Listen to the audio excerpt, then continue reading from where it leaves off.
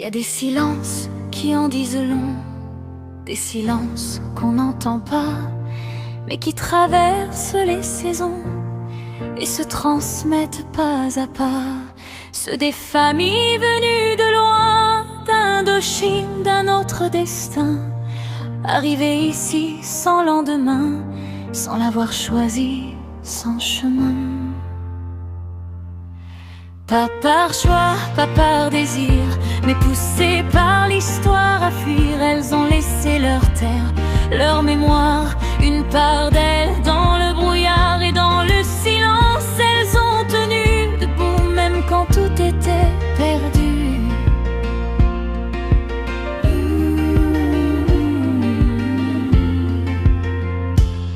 Dans ce village aux mines fermées, dans ces Korans au cœur usé, elles ont dû tout recommencer, sans repère pour s'accrocher, sans reconnaissance, sans réponse, leur vie suspendue au silence, sans comprendre pourquoi le monde les avait jetées dans l'absence.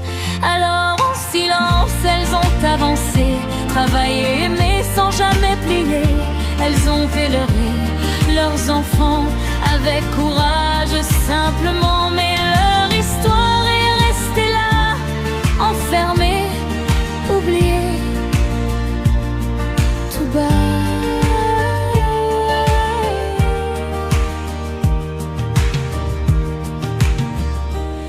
Un jour une question s'est levée, simple mais lourde de vérité.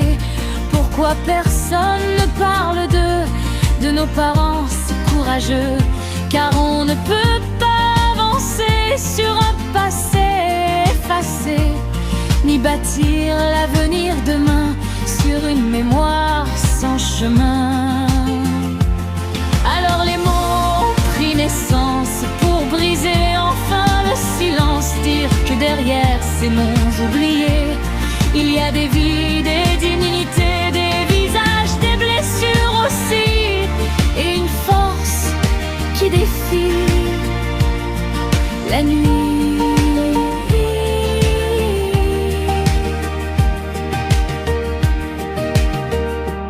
Le 31 mai 2003, une voix s'est levée, une voix pour exister, pour raconter, pour refuser d'effacer. Les souvenirs ont trouvé des mots, les silences se sont fissurés, et peu à peu dans ce hameau, une mémoire est née. Noyant n'est plus seulement un lieu, c'est un témoin silencieux où l'histoire prend un visage, celui des vies, celui du courage. Car l'histoire n'est pas que des lois, ni des dates qu'on ne ressent pas, mais des destins brisés parfois, qui cherchent encore leur voie.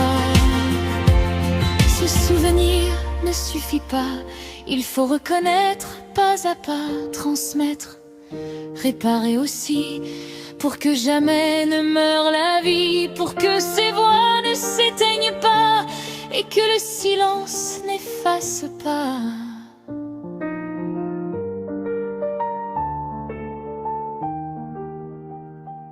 Pour que vos paroles brisent le vide, pour que la mémoire soit limpide, car au fond, au-delà du passé, c'est de justice qu'il s'agit.